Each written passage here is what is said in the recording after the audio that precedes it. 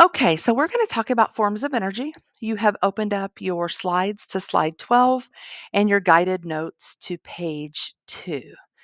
So, we've read a little bit here on slide 12 about kinetic and potential energy. And let's talk about kinetic energy for a minute. So, kinetic energy we know is the energy of motion. It's the energy that something has when it's moving. So, a fast moving car, a flying bird, even a running person all have kinetic energy. The faster something moves, the more kinetic energy it has. So, a car speeding down the highway is going to have more kinetic energy than a car slowly driving through the neighborhood. So if we move on to slide 13, we're going to see some examples here of forms of kinetic energy. So again, motion energy is the energy associated with an object that is moving from one position to another, such as the moving car example that we just talked about. The next one is thermal energy. Thermal energy is the energy of the motion of particles at the atomic level. Heat usually increases thermal energy. A change in the amount of thermal energy causes a corresponding change in temperature.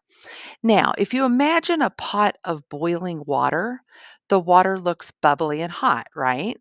That's because the tiny particles, which are called molecules, in the water are moving really fast.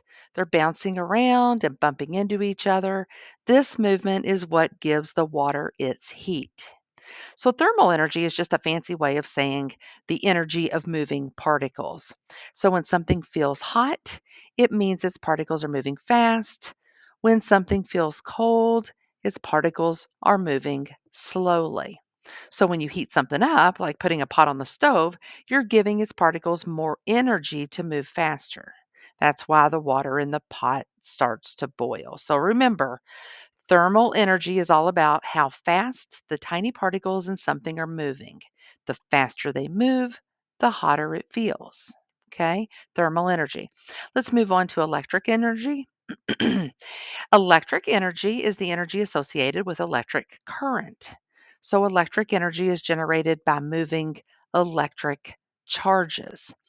So, if you can imagine a flashlight turning on, the light bulb lights up because of electric energy. It's the energy that is coming from moving electric charges. It's like the energy of electricity. When you plug something into an outlet or turn on a switch, you're using electric energy.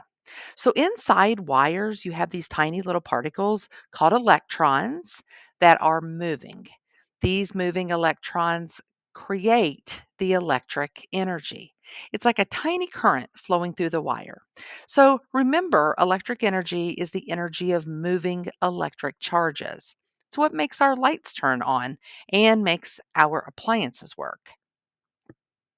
So, if we move on to vibrational energy is the energy that travels in the form of vibrations through air or other materials. Okay, so when we think of vibrational energy, for this one, imagine that you're hitting a drum and the drum makes a sound, right? The sound is vibrational energy. It's the energy that's traveling in waves. So it's like a shaking or vibrating motion that moves from one place to another. Sound waves and water waves are both examples of vibrational energy. So when you hit the drum head is vibrating, and these vibrations are creating little sound waves that travel through the air to your ear, allowing you to hear the sound.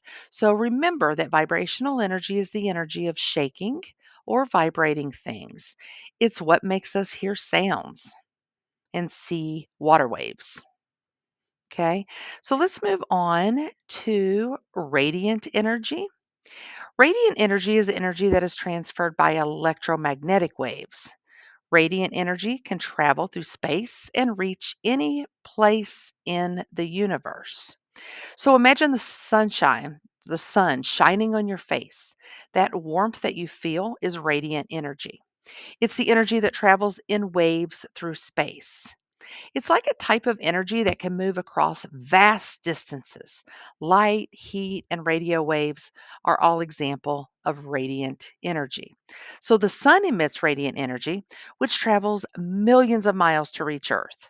This energy warms our planet, makes it possible for plants to grow.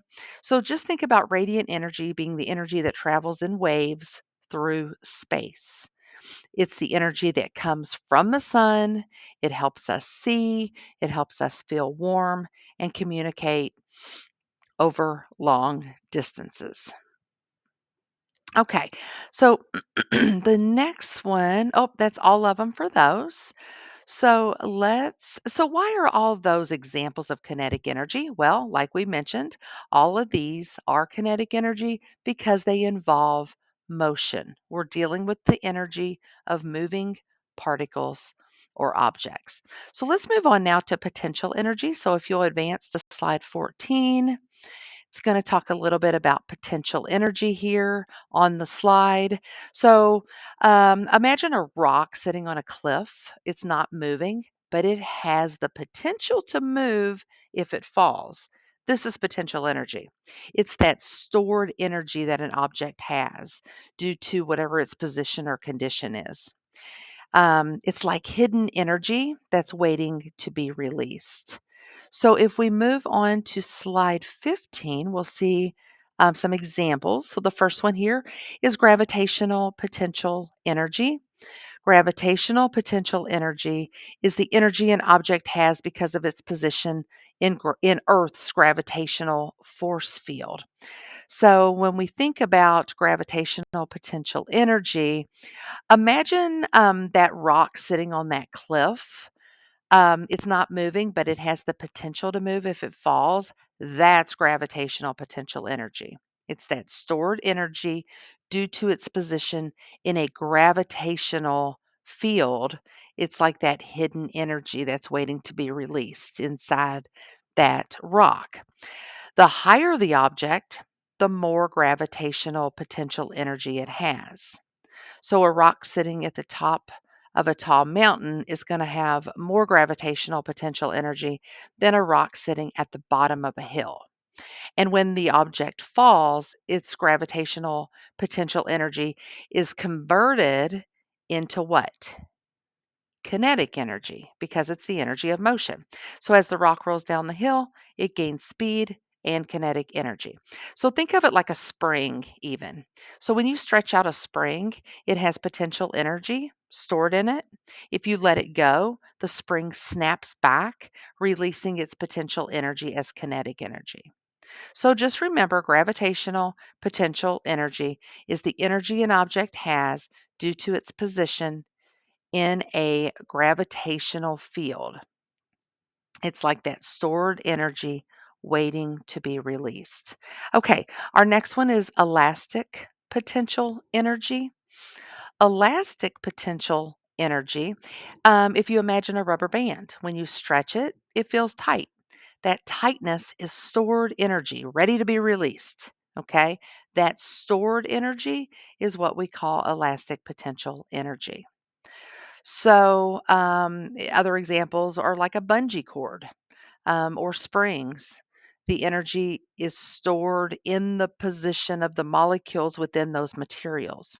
When the object is released, the stored energy is converted into other forms of energy like kinetic energy. So remember, when you stretch or compress something, you're storing elastic potential energy. It's like a tiny spring waiting to be released.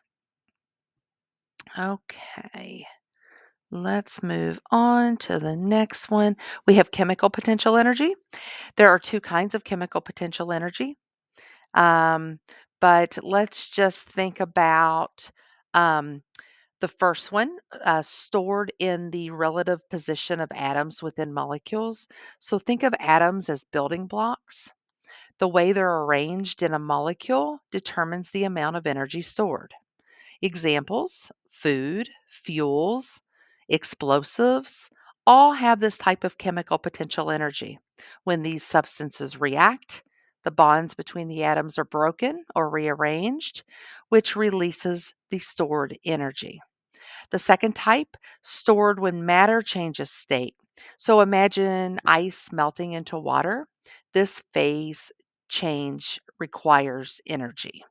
So the energy is stored in the bonds between the water molecules. So when the ice melts, these bonds break, releasing the stored energy. Similarly, if we look at boiling water, it requires energy to break the bonds between the water molecules and turn them into a gas. So when you think of chemical potential energy, think about the energy stored in the bonds between those atoms or molecules that can be released through chemical reactions. Okay. So the next one that we have is electric potential energy. When charges exert forces on each other, they can have potential energy because of their position. So, if we think of electric potential energy, imagine two magnets held close together. They have a force pushing them apart or pulling them together, right? So that force is due to their magnetic field. Electric potential energy is similar, but instead of magnets, we're talking about electric charges. So when two charges are close together, they have a force that's pushing them apart or pulling them together. This force is due to their electric fields. So, think about electric potential energy being the energy stored in the configuration of these electric charges.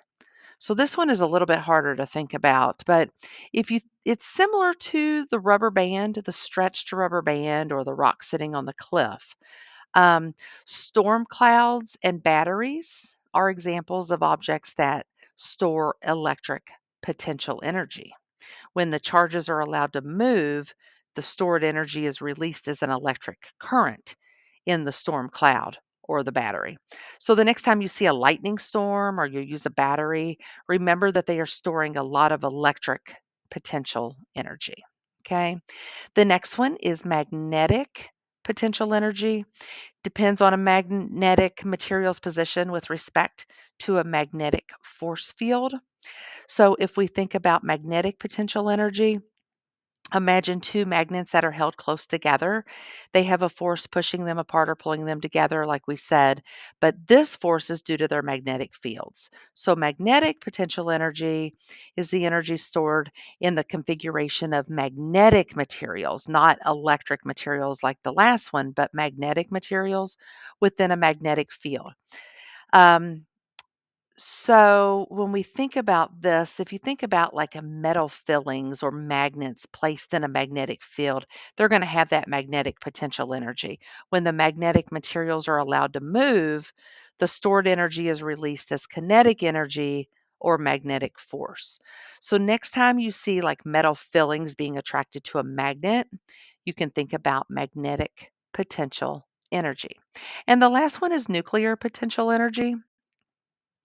Nuclear potential energy is, if you think about like a tiny little solar system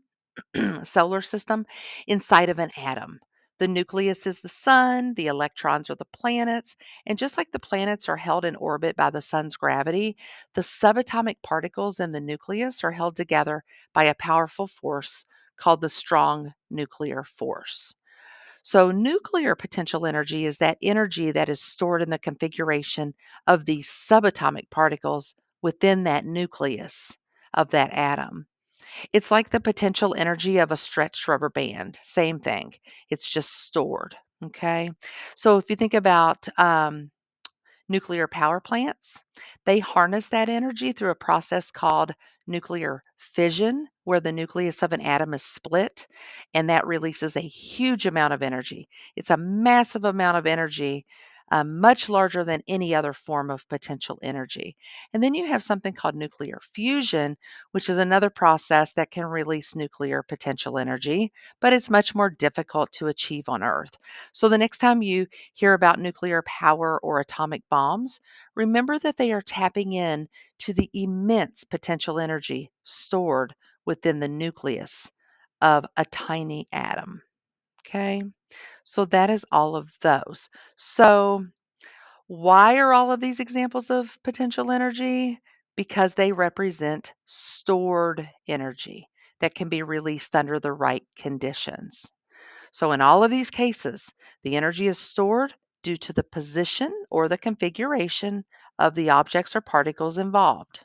Okay, that is all that we have for those. Let's move on to the law of conservation of energy.